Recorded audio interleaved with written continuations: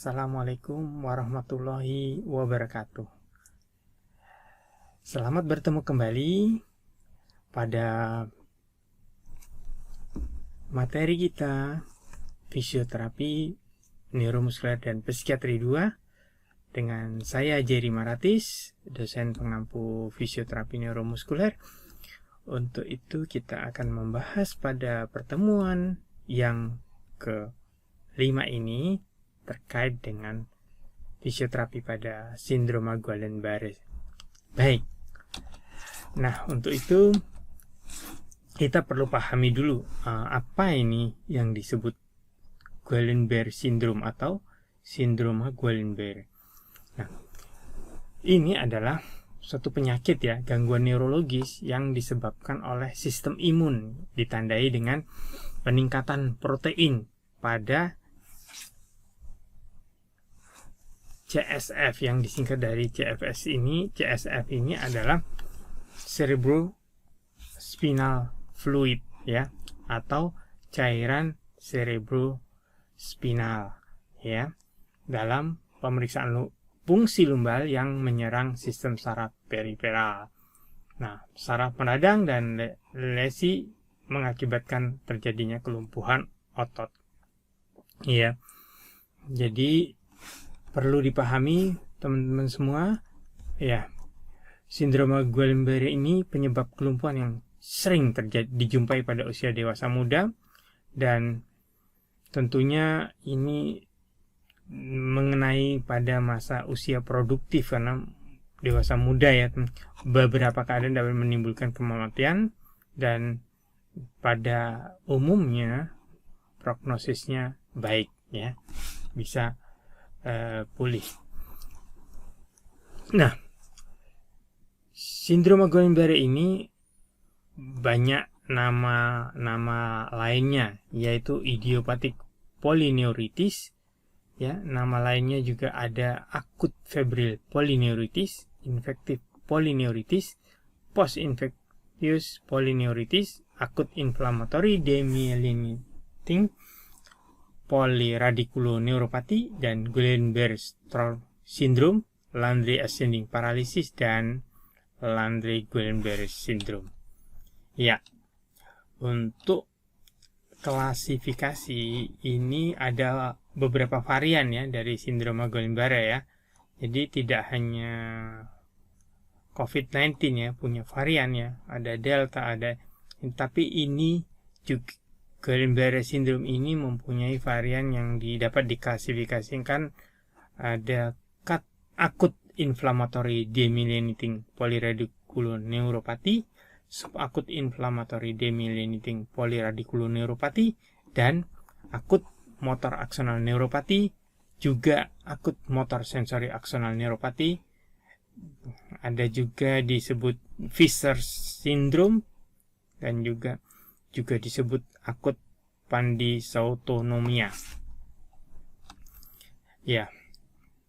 Nah, menurut Perry tahun 93 ya, sudah lama sekali, sindrom Guillain-Barré adalah suatu polineuropati yang bersifat ascending dan akut yang sering terjadi setelah 1-3 minggu setelah infeksi akut. Ya. Sedangkan menurut Bosch tahun 98, sindrom Guillain-Barré merupakan suatu sindroma klinis yang ditandai adanya paralisis flaccid ya, yang terjadi secara akut berhubungan dengan proses autoimun di mana targetnya adalah saraf perifer, radik, dan nervus cranialis. Nah, pada tahun 1859 seorang neurolog Prancis yang bernama Jean-Baptiste Landry pertama kali menulis tentang penyakit ini. Sedangkan istilah Landry ascending paralysis dipegang oleh Westphal. Osler menyatakan terdapat hubungan sindrom Guillain-Barré dengan kejadian infeksi akut. Ya. Nah, dikenal ini pada tahun 1916 Guerin, Baird, dan Stroll menjelaskan tentang adanya perubahan Cas ya. Cas pada peninggian protein cairan cerebrospinal ya, tadi CSF ya, ini cairan cerebrospinal ya, sama ya. Di sini hanya bahasa Inggris dan bahasa Indonesia ya. Jadi ada beberapa literatur ya teman-teman di bahasa Indonesia kan cairan cerebrospinal, sedangkan bahasa Inggrisnya cairan cerebrofluid ya, CSF. Nah, di sini tanpa disertai peninggian jumlah sel ya. Jadi yang meningkat adalah protein dari cairan cerebrospinal. Nah, dengan cara apa? Disuntikkan ini ya di daerah tulang belakang, diambil cairannya ya, di situ disebut fungsi lumbal ya. Keadaan ini disebut sebagai disosiasi sitoalbuminik ya. Nama SGB dipopularikan oleh Dragonescu dan Claudian. Baik, untuk menegakkan diagnosis sindrom Guillain-Barré ini, menurut Lambert dan Murder mengatakan bahwa untuk menegakkan diagnosis sindrom Guillain-Barré syndrome berdasarkan gejala klinis, bisa pemeriksaan tadi CSS ya, terjadi peningkatan protein ya, juga adanya kelainan pada pemeriksaan EMG juga dapat membantu menegakkan diagnosis. Juga terdapat perlambatan kecepatan hantar saraf pada EMG. Nah, epidemiologi, kita ketahui bahwa penyakit ini terjadi di seluruh dunia. Bisa musim apa saja nih, bisa ya kemarau, hujan, musim dingin, semi, dan gugur, ini bisa terjadi. Tapi yang sering itu biasanya di musim pancaroba ya, pergantian musim antara panas dan dingin. Dowling dan kawan-kawan mendapatkan frekuensi tersering pada akhir musim panas dan musim gugur, di mana terjadi peningkatan kasus influenza. Ya, penelitian Zhou Boxun didapatkan bahwa penyakit ini hampir terjadi pada setiap saat dari setiap bulan dalam setahun. Sekalipun demikian, tampak bahwa 60% kasus terjadi antara bulan Juli sampai dengan Oktober, yaitu akhir musim panas dan musim gugur yang sering terjadi ya, 60% kasusnya. Nah, insidensi sindrom Guillain bervariasi antara 0,6 sampai 1,9 kasus per 100.000 orang per tahun.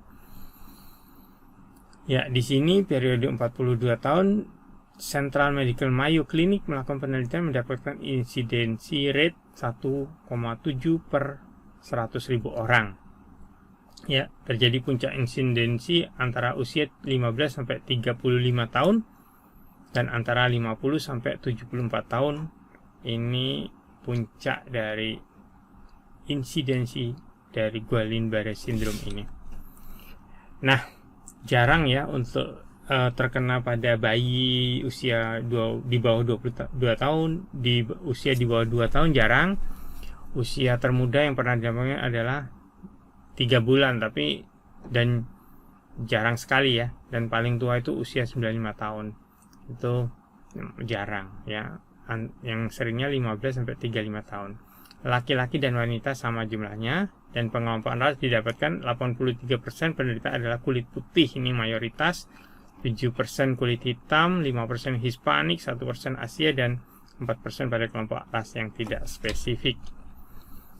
Nah, di Indonesia bagaimana ini? Memang belum banyak ya. Penelitian Chandra tahun 1983 menyebutkan bahwa insidensi terbanyak di Indonesia adalah dekade 1, 2, dan 3 di bawah usia 35 tahun dengan penderita sindrom Guillain-Barré ini relatif sama ya antara laki-laki dan wanita jumlahnya. Insiden tertinggi di Indonesia ini pada bulan April sampai dengan Mei, di mana terjadi pergantian musim hujan dan kemarau ya. Jadi disebut juga musim pancaroba ya, perubahan musim. Kadang suhu cuacanya berubah ya. Nah, penyebabnya ini masih belum jelas ya teman-teman semua, bahwa 1-3 minggu setelah infeksi virus, bakteri, vaksinasi atau imunisasi, penyakit imunodefisiensi, trauma, bedah, keganasan atau kanker ya. Ini jarang, kehamilan atau dalam masa nifas. Nah, beberapa keadaan penyakit tersebut mungkin ada hubungannya dengan terjadinya sindrom Guillain-Barré ya. Memang ini dikategorikan sebagai penyakit demyelinisasi saraf dan digolongkan juga sebagai penyakit autoimun. Ini sindroma Guillain-Barré ya lebih. Nah, bagaimana sih sebenarnya perubahan patologi yang terjadi?